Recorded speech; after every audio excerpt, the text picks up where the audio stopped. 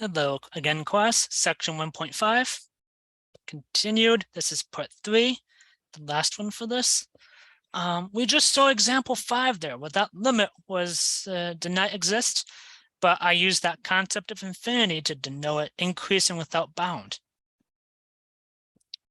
Which brings us into, well, this lovely topic, right? Infinite limits. Let f be a function defined on both sides of a, except possibly at the value of a itself, which is what just happened with example 5. Then the limit as x approaches a of f of x is equal to positive infinity, means that the values of f of x can be made arbitrarily large. A nice, fun little concept. By taking x sufficiently close to a, by not being equal to a, which is kind of what we were doing with that table we made, right? We did not use a value of 0, but we got close to 0, as in 1/10, 100th. We were making it large by taking small values of x. So because of this, f of x this means approaches.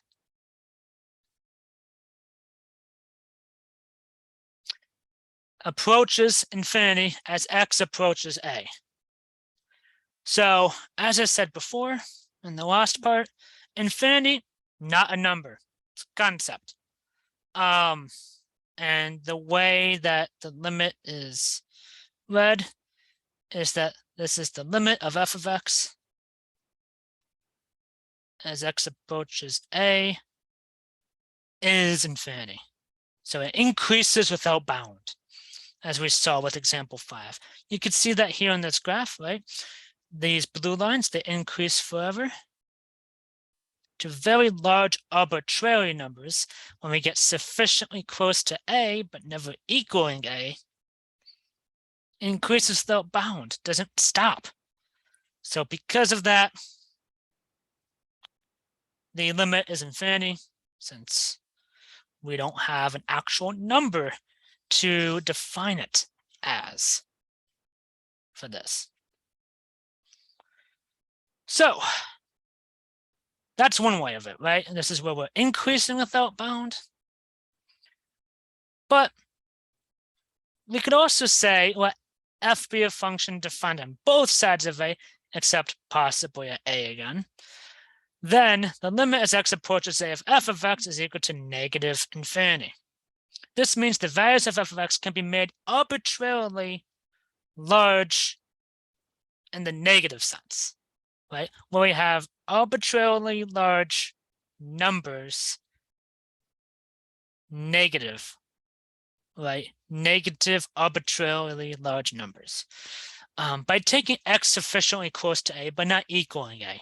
So again, f of x will approach negative infinity as x approaches this value of a. And you can see that with this particular graph again. These function values, they increase without bound in the negative direction as we get close to the value of a. And since both sides do that, negative infinity. And we can kind of see that going down with these particular graphs. This one, the limit as x approaches a from the left, we get ourselves a value of positive infinity. Likewise, positive infinity for this one, with the limit as x approaches a from the right of f of x, which will be that positive infinity. Again, both of these match. So the limit x will approach a, and for these first two of this function f of x would be positive infinity. Likewise, for c here, the limit as x approaches a from the left of f of x would be negative infinity, since we're decreasing without bound.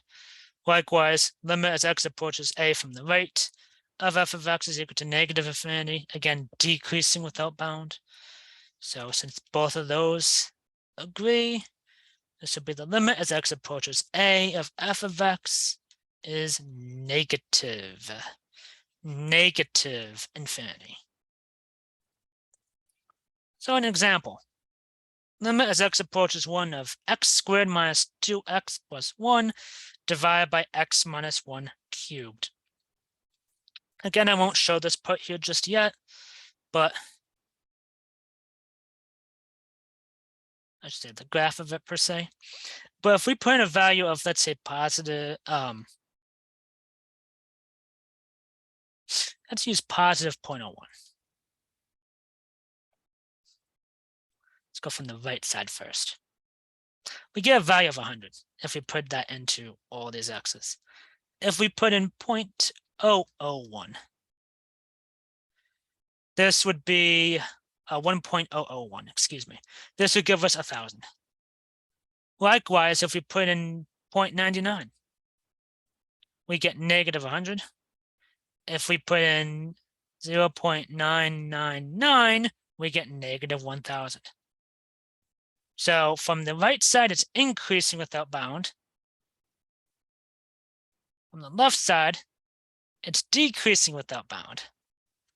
You could probably guess what that's going to look like, but let's share the graph, shall we? Just so it's a bit more defined for us to see.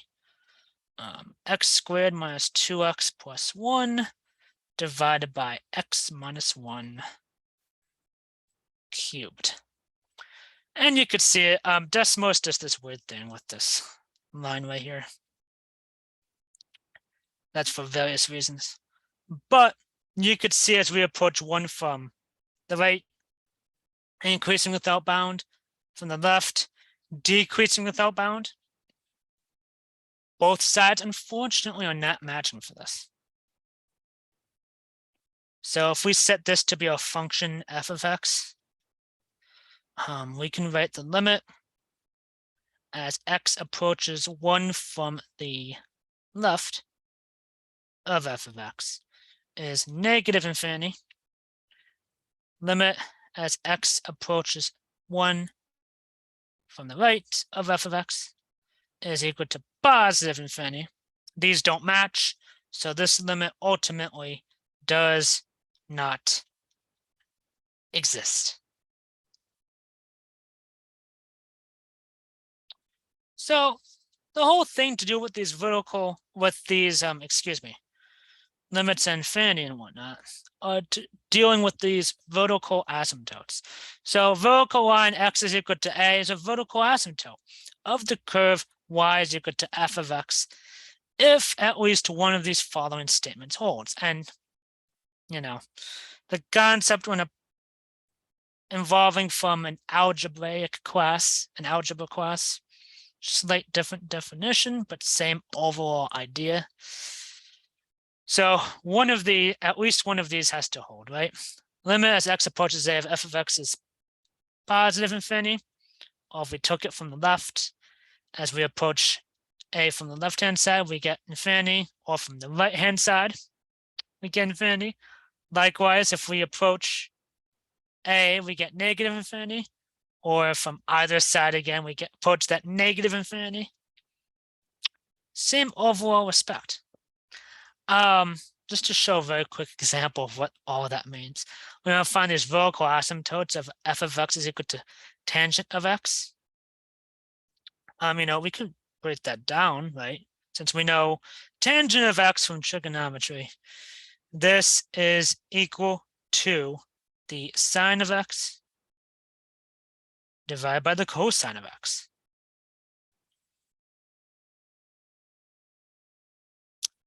And so, because of that, we need, these asymptotes, due to this being a denominator, are where this cosine of x is equal to 0. Right? And, it so happens that this cosine of x is equal to 0. It happens at, pi over 2. Right? And then it continues on from that, pi over 2, 3 pi over 2,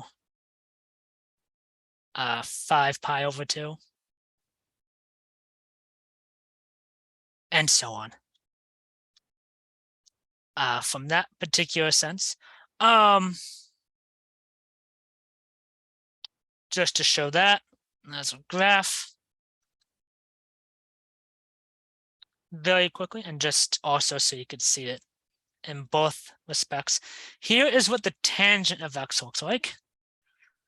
And if I were to do that, that function, that division, and we have breaking it down to this trigonometric parts, sine of x divided by cosine of x, we could see, and I'll toggle this on and off.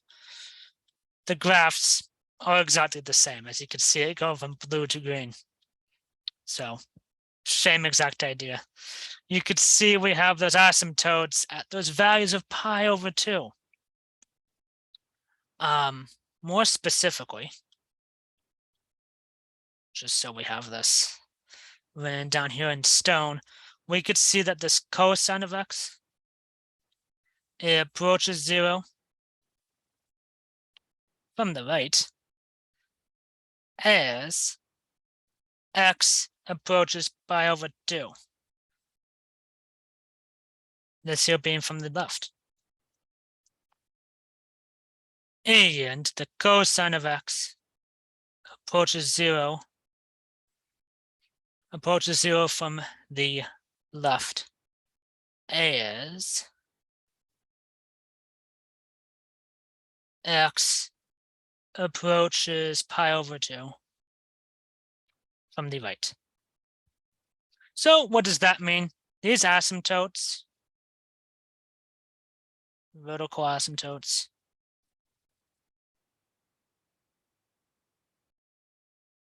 they occur at the values of x being pi over 2 plus n pi in this particular case. So that's the last part of this section 1.5. Let me know if you have any questions or concerns. Thank you.